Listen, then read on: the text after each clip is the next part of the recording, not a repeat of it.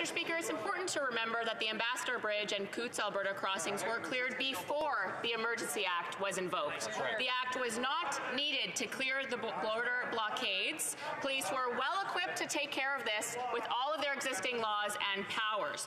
So what then was the national security threat that met the extraordinarily high threshold needed to invoke this Act? Is there something they're not telling us, or was the Prime Minister trying to cover up for his incompetent management of the protest? The Right Honourable Prime Minister. When illegal blockades hurt workers and endangered public safety, police were clear that they needed tools not held by any federal, provincial, or territorial law. It was only after we got advice from law enforcement that we invoked the Emergencies Act. The Canadian Policing Association, Canadian and Ontario Associations of Chiefs of Police all agreed this is how the legislation should be used for emergencies. We've now announced the independent inquiry to examine the circumstances that led to the declaration and the measures taken in response. I know we all look forward to Justice Rouleau's work.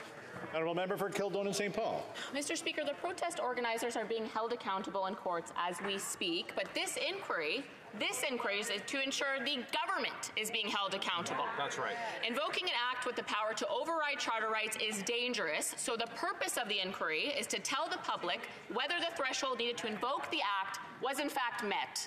But the Liberal government has not made a convincing argument, meaning the threshold remains in serious doubt.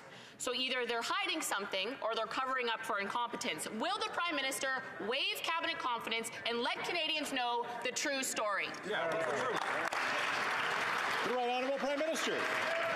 Speaker, when we invoke the Emergencies Act in a restrained and limited way, we also committed to the full transparency that goes with the invocation of these hours, whether it's a parliamentary committee that has been examining the issue or whether it is a full public inquiry that will be transparent and have the power to understand the circumstances and the use of the Emergencies Act. That is the kind of thing that everyone should look forward to. Unfortunately, Conservatives are made uneasy by the fact that they were standing against hardworking Canadians by standing with people who are illegally blockading our economy.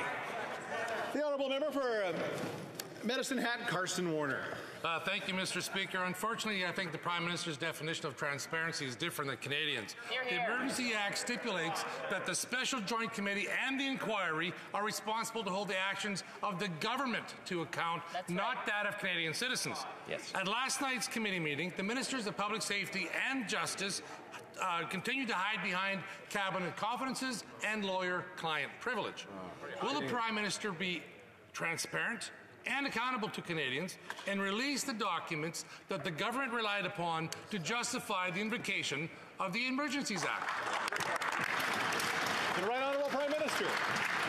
Speaker, an integral part of invoking unutilized to this point acts like the Emergencies Act is a level of transparency and accountability that comes through a parliamentary committee created to look into exactly that, and a transparent public inquiry headed up by Justice Rouleau, who will be able to examine all these questions around the circumstances that led up to the invocation of that and the use of the Act in itself.